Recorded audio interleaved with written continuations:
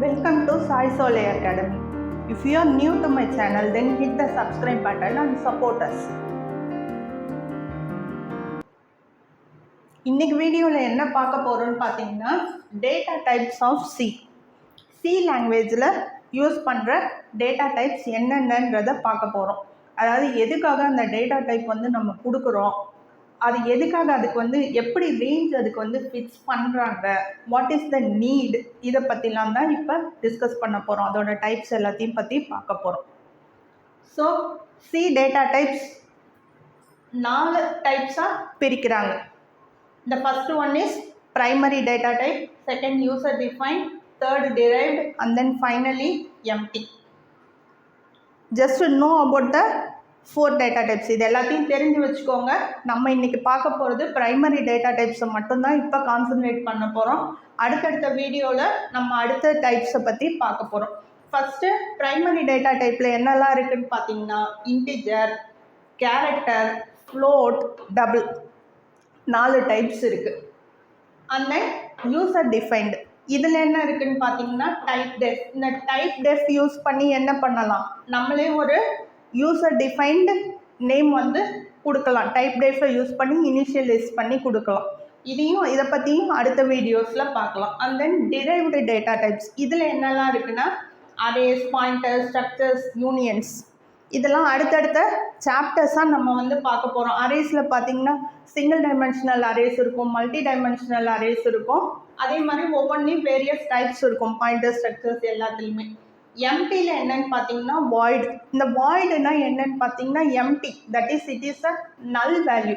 அது ஒரு ஜீரோன்னு எடுத்துக்கலாம். நீங்கள் வந்து ஃபங்க்ஷன்ஸில் வந்து எம்டி யூஸ் பண்ணுறப்ப பார்த்தீங்கன்னா அது எந்த வேல்யூமே நமக்கு வந்து ரிட்டர்ன் பண்ணாது. வாய்டு யூஸ் பண்ணுவாங்க.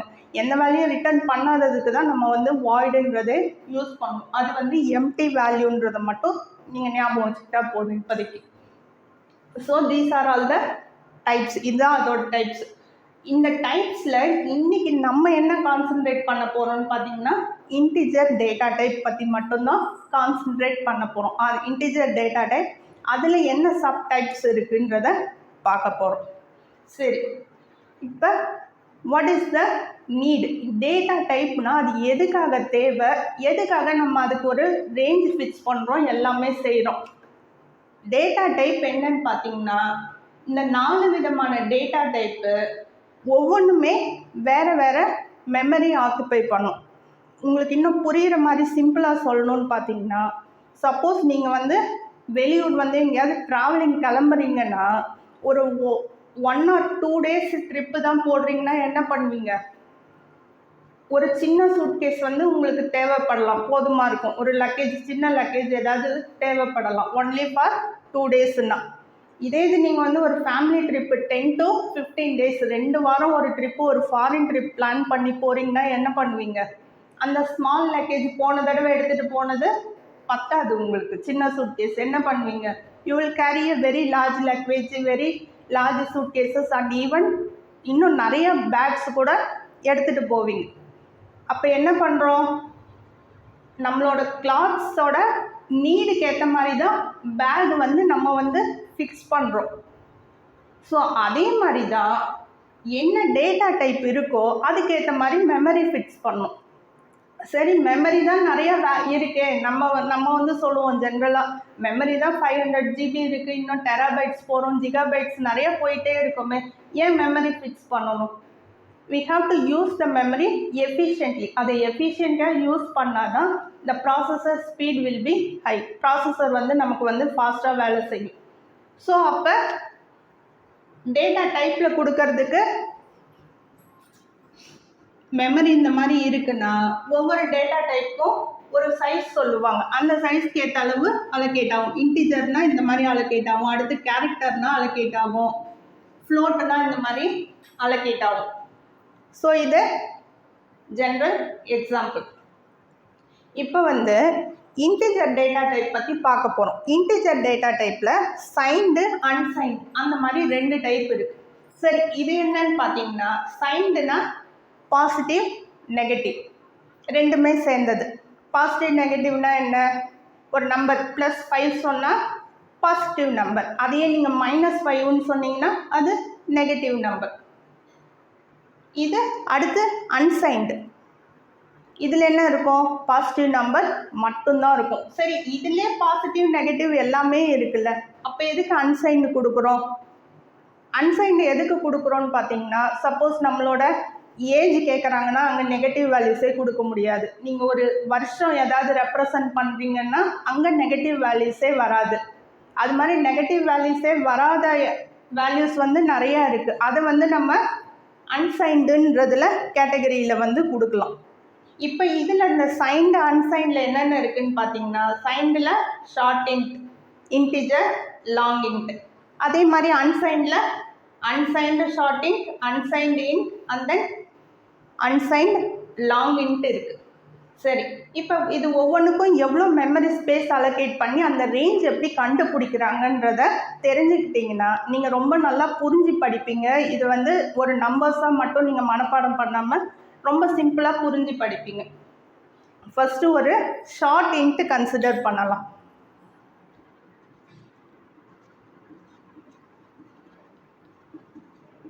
ஷார்ட் இன்ட்டு பார்த்தீங்கன்னா நம்ம வந்து 16 பிட் கம்பைலர் பற்றி தான் இப்போ டிஸ்கஸ் பண்ணிகிட்டு இருக்கோம். Some may use 32 bit compiler. 16 bit கம்பைலரில் ஷார்ட் இன்ட்டு வந்து 1 பைட் சொல்கிறாங்க. ஒவ்வொரு கம்ப்யூட்டருக்கும் இந்த பைட் கணக்கு வந்து வேரி ஆகலாம், இந்த கம்பைலர் சைஸை பொறுத்து வேரி ஆகலாம். ஸோ ஷார்ட் இன்ட்டுக்கு 1 பைட் சொல்கிறாங்க. 1 பைட்னால் நமக்கு எத்தனை பிட்ஸ் இருக்கும்? 8 பிட்ஸ் இருக்கும். அப்போ அந்த 8 பிட்ஸை எப்படி ரெப்ரசன்ட் பண்ணலாம்? 2/0லேருந்து 2/7 வரைக்கும் ரெப்ரசன்ட் பண்ணலாம். ஸோ 2/0னா அதோட வேல்யூலாம் எழுதுங்க. 2/0னா 1, 2/1னா 2, அது மாதிரி 2/7னா ஒரு 128 வரும். இது எல்லாத்தையும் ஆட் பண்ணுங்க. ஆட் பண்ணால் you will be getting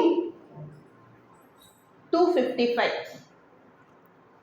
Signed integer என்னன்னு பார்த்தீங்கன்னா -infinity to +infinity. அதாவது அதில் பாசிட்டிவ் நெகட்டிவ் இருக்கும், அதனால அதோட ரேஞ்ச் வந்து ஜென்ரலைஸ்டாக இது சொல்கிறாங்க. அடுத்து அன்சைன்டு பார்த்தீங்கன்னா பாசிட்டிவ் மட்டும் இருக்கும், அது 0 to infinity. சரி, அப்போ இந்த ஷார்ட் இன்ட்லேயே என்ன இருக்குது? சைன்டு ஒன்று இருக்குது, அன்சைன்டு இருக்குது.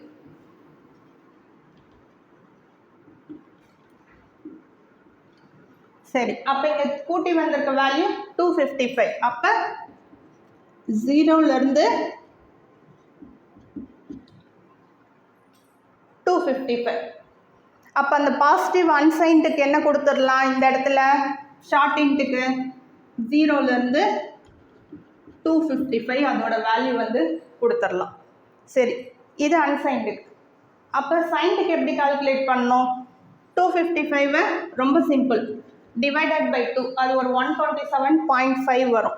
ஸோ அந்த 127 ஹோல் நம்பராக வச்சுக்கிட்டு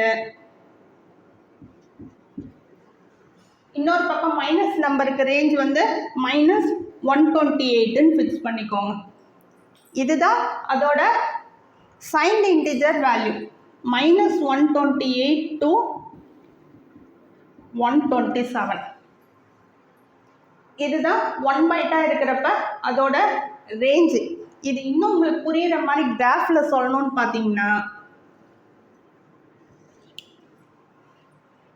இந்த கிராஃபில் -128, இங்கே வந்து -128 இருக்குது, இங்கே அடுத்த வேல்யூ -127, இந்த இடத்துல 0 இருக்குது, இங்கே 127 இருக்குது.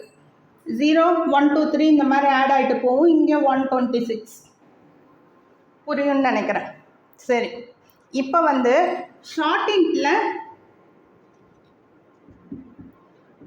A = 125ன்னு ஒரு வேல்யூ கொடுக்குறாங்க ப்ரோக்ராமில். இதுக்கு முன்னாடி நீங்கள் பார்த்தீங்கன்னா ஹேஷ் இன்க்ளூட் வாய்ட் மெயின் எல்லாமே வரணும். ஜஸ்ட்டு நான் 2 லைன் மட்டும் கொடுக்குறேன் உங்களுக்கு புரியறதுக்காக.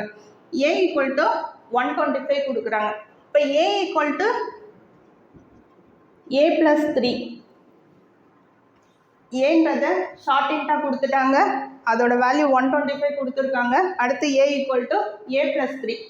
A + 3னா என்ன வரணும்? 128 வரணும் இங்கே ஆக்சுவலாக ஆன்சரு. ஆனால் நம்மளோட ரேஞ்ச் பார்த்தீங்கன்னா இங்கே 127 வரைக்கும் மட்டும்தான் இருக்குது. அப்போ 25க்கு அப்புறம் இன்னும் 3 டிஜிட் வந்து ஆட் பண்ணணும். 26, 27 இது முடிச்சுட்டா அடுத்து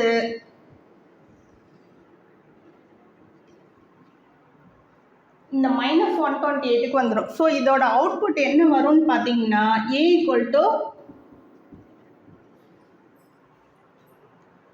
-128ன்னு வந்துடும். புரியும்னு நினைக்கிறேன். ஸோ இந்த மாதிரி தான் இது ஒரு சர்க்கிள் ஆகிடும். பாசிட்டிவ் முடிச்சுட்டா அந்த சர்க்கிள் வந்து அடுத்து இதை நீங்கள் சர்க்கிளாக கூட எழுதிக்கலாம். அடுத்து -128, அடுத்து -127 அதோட வேல்யூஸ் வந்து எவாலுவேட் ஆகும். இந்த வேல்யூவும் depends upon the compiler. It varies from system to system. இந்த வேல்யூஸ் வந்து வேரி ஆகும். ஜஸ்ட் உங்களுக்கு சைன்ட் அன்சைன்ட் இந்த வேல்யூஸ் வந்து எப்படி இவாலுவேட் ஆகி வருதுன்றது தெரிஞ்சுக்கிட்டிங்கன்னா you would be more clear. உங்களுக்கு நல்லா புரியும்னு நினைக்கிறேன். சரி, இது வந்து ஷார்ட் இன்ட். அடுத்து வந்து இன்டிஜர் இருக்குது. அடுத்து லாங் இன்டிஜர் இருக்குது. சரி, இன்டிஜர் பார்த்தீங்கன்னா அடுத்து 2 பைட்ஸ் சொல்கிறாங்க. 2 பைட்ஸ் சொன்னாங்கன்னா இட் இஸ் 2 பைட்ஸ் சொல்கிறப்ப என்ன ஆகும் பார்த்தீங்கன்னா 16 பிட்ஸ் நமக்கு வந்து கிடைக்கும். அப்போ 16 பிட்ஸை வந்து நம்ம போட்டோம்னா திரும்ப வேல்யூஸ் போட்டோம்னா 2^0 to 2^15 நீங்கள் ஆட் பண்ணணும். இங்கே 2^0 to 2^7 ஆட் பண்ண மாதிரி 2^0 to 2^15 இதை ஆட் பண்ணால் ஒரு வேல்யூ கிடைக்கும். அந்த வேல்யூ என்னன்னு பார்த்தீங்கன்னா 65535. ஸோ இதை வந்து 0-2ன்னு சொல்லி கொடுத்துக்கலாம். இன்டிஜருக்கு வந்து 2 பைட்ஸ் இருக்கிறப்ப அதோட சைஸு அதோட வேல்யூ வந்து 0 to 65,535. சரி, இது வந்து அன்சைன்டு இன்டிஜருக்கு இந்த வேல்யூ வந்து ஃபிக்ஸ் ஆகிடுச்சு, இதோட ரேஞ்சு. இப்போ சைன்டு இன்டிஜருக்கு என்ன பண்ணணும்? திரும்பவும் இந்த நம்பரை 2ஆல் டிவைட் பண்ணி அதோட நெகட்டிவ் வேல்யூவும் பாசிட்டிவ் வேல்யூவும் எடுக்கணும். ஸோ அந்த வேல்யூ கண்டுபிடிக்கிறப்ப பார்க்குறப்ப -32768 to +32767 இது வந்து இது ரெண்டுமே இன்டிஜர். 2 பைட்ஸாக இருக்கிறப்ப அன்சைன்டாக இருக்கிறப்ப இந்த வேல்யூ, சைன்டாக இருக்கிறப்ப இந்த வேல்யூ. அப்போ இதே மாதிரி லாங் இன்டிஜருக்கு என்ன வரும்? இன்டிஜருக்கு 2 பைட்ஸ் சொல்லியாச்சா, ஷார்ட் இன்ட்டுக்கு 1 பைட் சொல்லியாச்சா, லாங் இன்ட்டுக்கு என்னன்னு பார்த்தீங்கன்னா 4 பைட்ஸ். அதை கால்குலேட் பண்ண போகிறது இல்லை. இப்போ 4 பைட்ஸ்னால் என்ன வரும்? 32 பிட்ஸ் வரும். அதை கால்குலேட் பண்ணணுன்னா நீங்கள் 2^0லேருந்து 2^31 வரைக்கும் போட்டு ஆட் பண்ணால் ஒரு வேல்யூ வரும். It will be a very large integer number. அந்த ரேஞ்செல்லாம் ரொம்ப யோசித்து எதுவும் கன்ஃபியூஸ் ஆகிக்க வேண்டாம். ஜஸ்ட் இது வந்து எப்படி கால்குலேட் ஆகுதுன்றத தெரிஞ்சுக்கணுன்றதுக்காக தான் இந்த வேல்யூஸ் வந்து கொடுத்தது. இப்போ அடுத்து வந்து நம்ம இன்டிஜருக்கு ஃபார்மேட் ஸ்பெசிஃபையரோடு போட்டு டேபிள் போட்டுட்டால் உங்களுக்கு இன்னும் முழுசாக ஃபுல்லாகவே கிளியர் ஆயிரும். புரியுதா? இப்போ நம்ம இன்டிஜர் டேட்டா டைப்போட ஃபைனல் டேபிள், அதாவது அதோட எவ்வளோ மெமரி ஸ்பேஸ் ஆக்குபை பண்ணுது, அதோட ரேஞ்ச் எவ்வளோ, அதோட ஃபார்மேட் ஸ்பெசிஃபையர்லாம் என்ன, வாங்க பார்க்கலாம். ஸோ அன்சைன்டு ஷார்ட் இன் பார்த்தீங்கன்னா போத் சைன்டு ரெண்டுக்குமே வந்து 1 பைட் ஆக்குபை பண்ணும். இது எல்லாமே வந்து 16 பிட் கம்பைலர் வச்சு நம்ம போட்டிருக்கிறது. மோஸ்ட்லி வந்து ஷார்ட் இன் வந்து இப்போ யூஸ் பண்ணுற கம்பைலர்ஸ் எல்லாமே 32 பிட்டாக இருக்கிறதால 2 பைட்ஸ் ஆக்குபை பண்ணுறதா சொல்கிறாங்க. You can refer. ஸோ அது 1 பைட்டாக இருக்கிறப்ப இந்த ரேஞ்ச் வந்து நம்ம இப்போ தான் இதுக்கு முன்னாடி டிஸ்கஸ் பண்ணோம். 0 to 255. திரும்ப